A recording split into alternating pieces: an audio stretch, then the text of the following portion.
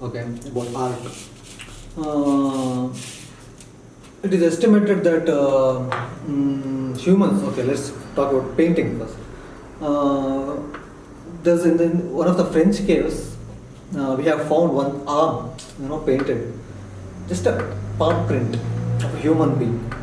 It is dated at anywhere between 35,000 to 50,000 years old. Art, painting, music, dance, all these things are not necessary for a survival. Okay. If you look at all the other life forms, or if you look at life itself, life's concern is survival, reproduction. Life has to go on. Okay. Life fundamentally doesn't care whether if you perform art, if you write poetry, if you dance, if you believe in God, if you don't believe in God, if you have a career. These are all lifestyles, and only humans have lifestyles. Art, our civilization, morality, marriage. See, fundamentally. The other day I spoke about four realities, right? To put it bluntly, let's say there are three realities. One is of the existence, okay, the larger one. Then there is of the nature, about life, evolution, our planet around us, all the other life forms. Then we have built our own human world upon this planet. In this human world, there are many things we have to do to perform. For example, just wearing clothes. No other life forms wears clothes. Everything else is naked. Only we wear clothes. Okay, because initially we started wearing clothes not because to protect our dignity, but because it was very cold. Living in the jungles wasn't fun. It was a very harsh environment.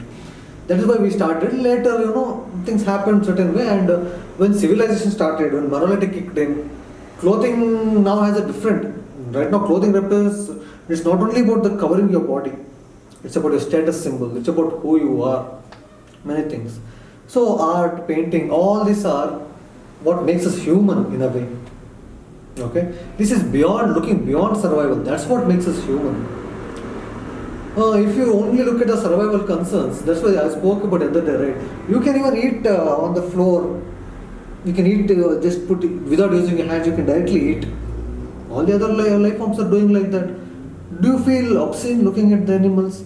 Oh my God, a dog is eating like a dog, or a pig is eating like a pig, or they shit on the streets, or they have sex on the streets.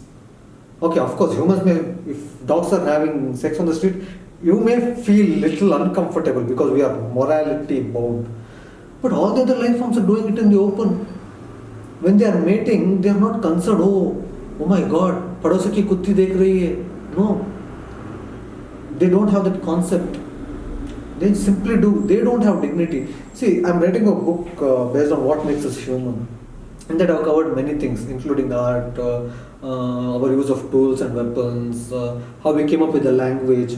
Even language, the animals, their concern is survival. Most are catcallings.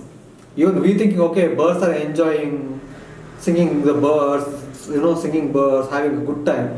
It's mostly our mating calls. Okay, sometimes the birds may sing like that, just like that.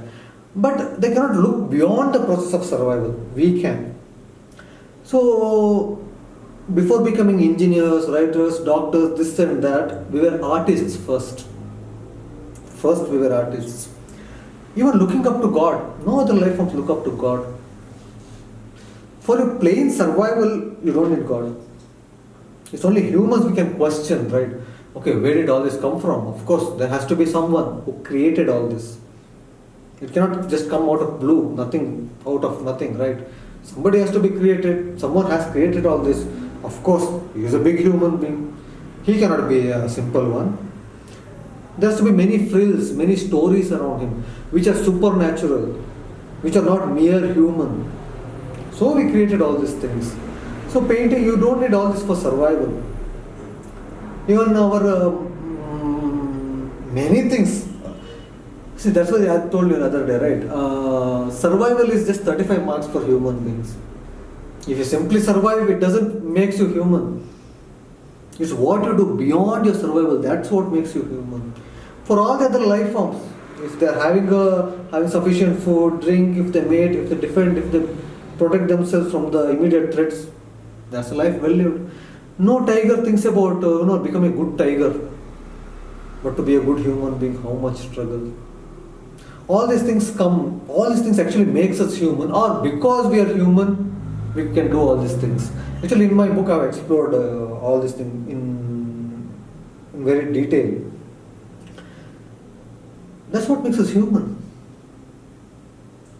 We can live just like the animals. Or, see, being human is such a possibility. A dog can only be a dog, a cat can only be a cat. But look at humans. See, being human is not defined.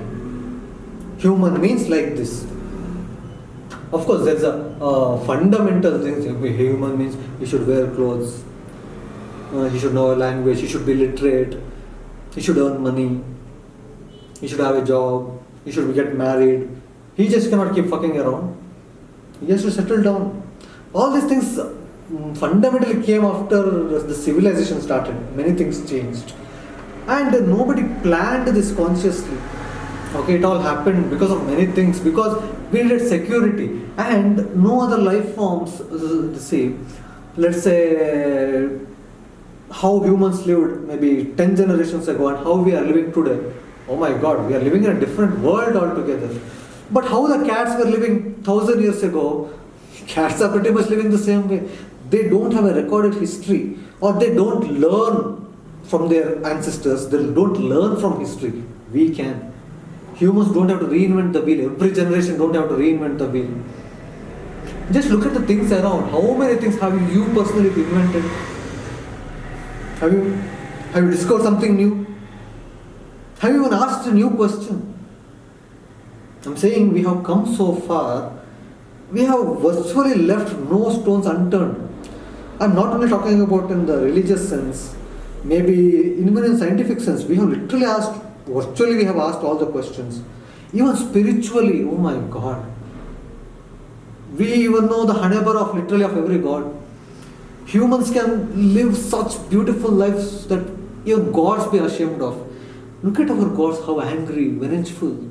But look at a Buddha, oh my God, how compassionate, unbelievable. Read some of the stories of the Zen masters. They put our gods to ashamed. How much cruelty the gods have done.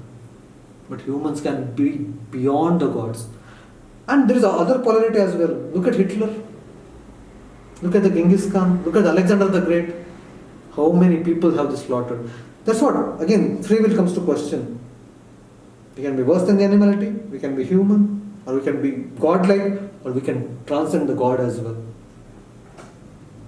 So all this comes, looking beyond the survival process. That is because we are self-conscious. That's what makes us, fundamentally that's what makes us human. Upon that, all these fancy things, which are beautiful, right? Otherwise, if you only look at the physical evolution, how different are we from other animals? We can't even, without a stick or a stone, we can't even fight over a raging dog. Dog will win over a human being. We are not even the fastest human beings, the fastest animals on the planet. It's said that if a human being and a chimpanzee, if they are left alone in a jungle, alone in an island to survive, I'll put my bet on a chimpanzee, not on a human being. In our marketplaces, we are thriving. But as we got civilized, we are getting more far and far away from natural ways. We are getting far and far. Because, I see, civilization is in a large way, it is being against nature in a way. Monogamy, wearing clothes, lot of the things, they are not natural by nature. So all these things comes, that's what makes us human. It is not required to do art. It's not necessary, but it's fun. If all we were doing with survival concerns was, what's the fun in that? That's what makes us human. Art makes us human. It's not only art, art is one of the things that makes us human.